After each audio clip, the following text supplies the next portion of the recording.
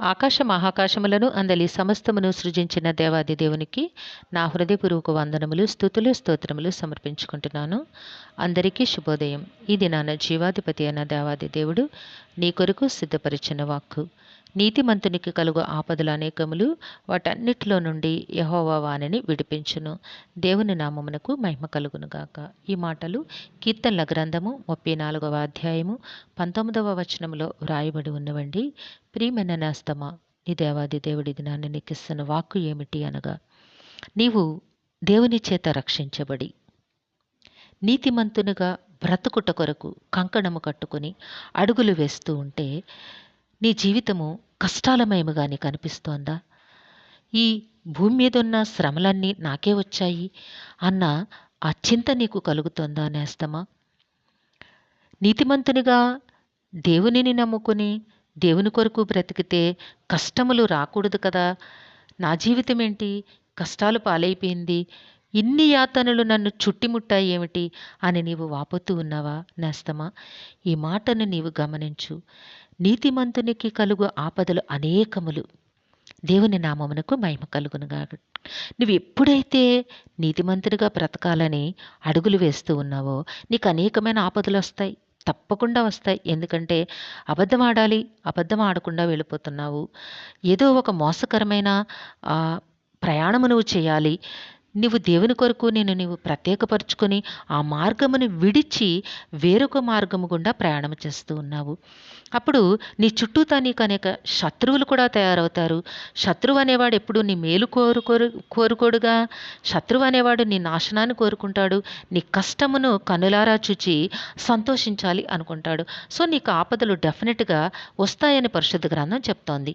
ఆపదలు అనేకములు అయినప్పటికీ కూడా వాటన్నిటిలో నుంచి యెహోవా వానిని విడిపించును. దేవుని నామమునకు మహిమ కలుగునుగాక. దేవుడు తప్పిస్తారట. దేవుడు ప్రతి ఆపద నుంచి నిన్ను తప్పించి నిన్నెంతో సంతోషమయముగా జీవింపచేస్తారట. నీతిమంతుడు బాధ నుంచి తప్పించబడును, భక్తిహీనుడు బాధపాలగును. సో నీతిమంతునికి బాధ రాదు, ఆపద రాదు, చింత రాదు, ప్రమాదము రాదు అని ఎక్కడా లేదు. వస్తాయి అనేకములు, కానీ వాటన్నిటిలో నుంచి కూడా దేవుడు నిన్ను తప్పిస్తారు. కాబట్టి నేస్తమా, చింత కలిగినప్పుడు, బాధ వచ్చినప్పుడు నీతిని విడిచిపెట్టి నీవు అనీతి మార్గము గుండా ప్రయాణం చేయాలని ఇప్పుడు కూడా కోరుకోకు. ఎందుకంటే అనీతి నిత్య నరకమునకు నిన్ను నడిపిస్తోంది.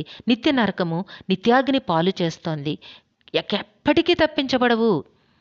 సో ఈ భూమి మీద కానీ కొంచెము కష్టములు అనుభవించినప్పటికీ కూడా నీతిగా బ్రతికినట్లయితే మహోన్నతుడైన దేవాది దేవుడు నిన్ను తప్పించి నీకు యహమందు ఆశీర్వాదములు, పరమందు నిత్య జీవమును అనుగ్రహిస్తారు. కాబట్టి నేస్తమా, నీతిమంతునిగా జీవించడానికి మాత్రమే నీవు కోరుకొని ఆ మార్గము గుండానే ప్రయాణం చెయ్యి.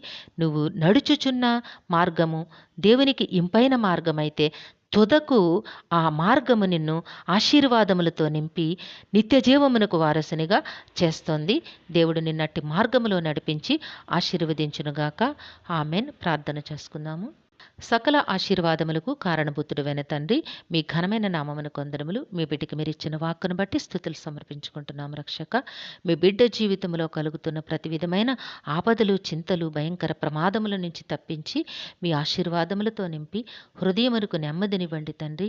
మీ శాంతినిచ్చి సమాధానమునిచ్చి నాయన సంతోషమయమైన జీవితమును ప్రసాదించమని మీ కాలు పట్టి వేడుకుంటూ ఉన్నాము.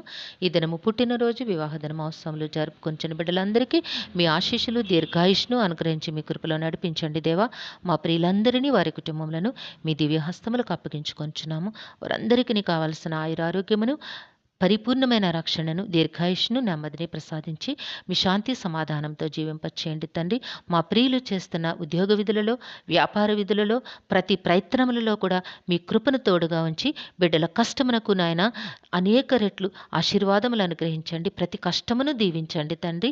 ఆశీర్వాదముగా మార్చమని, మేలులతో వారి హృదయాలు తృప్తిపరిచి మీ కృపలో జీవింపచేయమని మా ప్రియులందరినీ మీ దివ్యహస్తములకు అప్పగించుకుంటూ ఈ ప్రార్థన మా రక్షకుడును మీ ప్రియ కుమారుడైన యేసుక్రీస్తు వారి అతి శ్రేష్టమైన నామమున అడిగి వేడుకుంటున్నాము తండ్రి. ఆమెన్. కరుణావాత్సల్యత కలిగిన దేవుడు మీ కుటుంబ జీవితంలో ఉన్నతమైన ఆశీర్వాదములు అనుగ్రహించి మిమ్మును ఆయన నామ మహిమ కొరకు జీవింపచేయునుగాక. Amen, amen, amen.